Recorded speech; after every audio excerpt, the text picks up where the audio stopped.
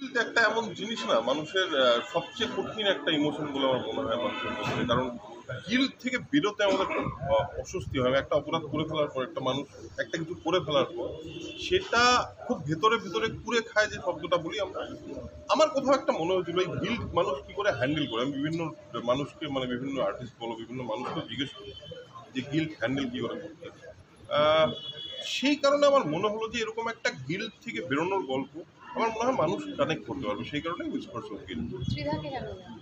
ত্রিধাকে নামার একটাই কারণ, সেটা হলো ত্রিধার একটা অদ্ভুত স্ক্রিন প্রেজেন্স আছে, যে প্রেজেন্সটা আমার এই চরিত্রটার জন্য খুব দরকার ছিল বলে আমার মনে হয়েছিল।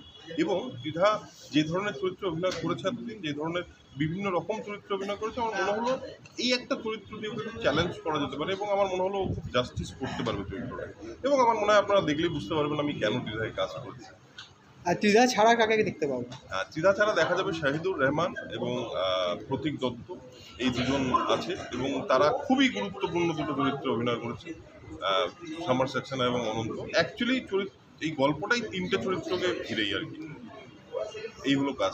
আড্ডা টাইমসে কবে থেকে দেখা যাবে, কটা এপিসোড আসছে? 8টা এপিসোডে আসছে। আড্ডা টাইমসে দেখা যাবে 22শে ডিসেম্বর থেকে স্ট্রিম করবে আড্ডা টাইমস। Thank you.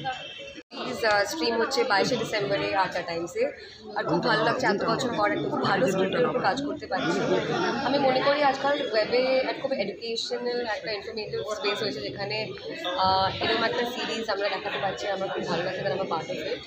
খুবই খেটেছে সবাই, everybody has work very hard on this. কারণ প্রত্যেকটা চরিত্র খুব খুব খুব ইম্পর্টেন্ট পার্সন। আমি প্লে করছি একটা সাংবাদিকের ক্যারেক্টার, যেটা বেশ ডিফিকাল্ট। কারণ একরকম মানে সবাই ভাবে সাংবাদিক মানে ভীষণ অ্যাগ্রেসিভ হতে হবে, কারণ সত্যি অবধি পৌঁছতে হবে, তাই তো? কিন্তু রুমিকে কিন্তু আমরা একটু আলাদাভাবে দেখি। আমরা দেখিও একটা সাংবাদিক যে খুব বেশি অ্যাগ্রেসিভ না, ও কিন্তু ভীষণ মেন্টালি ভীষণ কাম, আর কিছু না কিছু একটা যা ওর চলছে লাইফে ওটা কিন্তু ওর কাজের থেকে প্রকাশ করে। অ্যান্ড অফকোর্স অনেক আরও ক্যারেক্টার আছে যারা ওকে হেল্প করে সত্যি অবধি পৌঁছানোর জন্য। বাঙালি অনেকদিন পর কাজ, কি বলবো? আমার বেশ ভালো লাগছে, কারণ বাংলায় তো অনেকে ভাবছিল যে বাংলায় ত্রিধা বলে কাজ করবে না, এরকম ব্যাপার ছিল না। আগামী বছর আমার অনেক কটা হিন্দিতে কাজে রিলিজ আছে, তো ওটাকে নিয়ে আমি পোস্ট প্রোডাকশন নিয়ে ব্যস্ত ছিলাম। কিন্তু আমাকে যখন অর্ণব খাসনবিশ আমাদের ডিরেক্টর সেনের, উনি যখন আমাকে পড়ান স্ক্রিপ্টটা, আমার খুবই ভালো লেগেছে। তো অনেকদিন পর বাংলা একটা খুব ভালো স্ক্রিপ্টে কাজ করতে পারছি। এই ক্ষেত্রে তো ডিরেক্টরের উপরে ছেড়ে দিয়েছি, কারণ আমি আর অর্ণবদা আমরা বেশ অনেক দিন ধরে এটার উপর কাজ করছিলাম। একটা ইন্টারেস্টিং জিনিস আমরা ফিগার করেছি যে একটা ক্যারেক্টারের উপর কাজ করতে গিয়ে ক্যারেক্টারের যদি হরোস্কোপ জানা যায় তাহলে কিন্তু অনেক ট্রেটস বোঝা যায়। আমি জানি না আপনারা কতজন রাশিফলে বিশ্বাস করেন, তো আমি মনে করি মানে একটা ক্যারেক্টার প্রিপেয়ার করার জন্য তার যদি হরোস্কোপ বা ট্রেট জানা যায়, ওর উপর অনেক ভীষণ কাজ করবে। কলকাতা এখানে বাড়ি আছে, ফ্যামিলি আছে, অনেকেই আছে, তো আসা যাওয়া হয়, কিন্তু মোস্টলি কাজের জন্য। কাজটা করে এবং চরিত্রটা মানে আলাদা, আমি এরকম চরিত্র করিনি। অরুণাবদার সাথে কাজ করে এক্সপিরিয়েন্স খুব ভালো।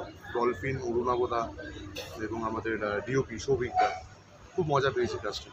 হ্যাঁ, এবার বাকিটা চরিত্রর ব্যাপারে জানতে গেলে সিরিজটা দেখতে হবে 22 তারিখ।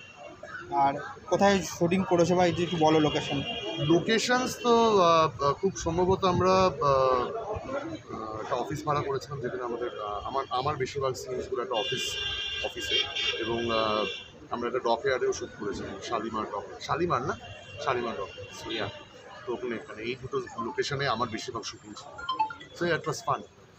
ত্রিধার সাথে কাজ করার অভিজ্ঞতা কেমন? ত্রিধার সাথে কাজ করার অভিজ্ঞতা খুবই ভালো, খুবই cooperative actor, understanding to actors. We had fun while shooting.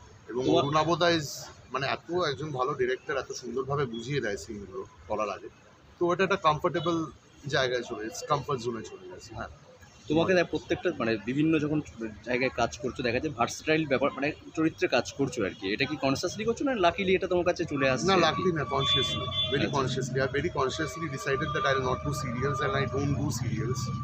তো yeah, that is a very conscious decision that I have taken. 22 তারিখ মুক্তি মানে আসছে। ডিসেম্বর সিরিজ দেখতে পাবে আড্ডা জাম সবাই, কি বলবে তুমি? তো এটাই বলবো, 22 তারিখে আড্ডা টাইমসে আসছে, আপনারা যারা সাবস্ক্রাইব করেননি আড্ডা টাইমস আপনারা সাবস্ক্রাইব করুন, দেখুন, আমাদের জানান কেমন লাগলো। আপনাদের ফিডব্যাক আমাদের জন্য খুবই important as an actor, as an artist. খারাপ লাগলে খারাপ বলবেন, ভালো লাগলে ভালো বলবেন। আমি এটা সবসময় বলি আমার সব প্রজেক্টের ক্ষেত্রে, কারণ এইটা আমাদের খারাপটা জানাটাও খুব দরকারি। তো প্লিজ হ্যাঁ দেখুন। Thank you. Hello, this is আলকারিয়া হাশমি। আর সিনে আমি মোহনার চরিত্রটা প্লে করেছি। এটা একটা thriller genre, so if I have to say something it will actually give out the spoiler. আমি জাস্ট এটাই বলবো, অ্যাজ অ্যান অ্যাক্টর আমার জন্য এটা খুবই একটা ডাইনামিক ক্যারেক্টার ছিল। This is the kind of character I was rooting for, and I really hope any people are watching the series you hopefully enjoy it. Thank you so much.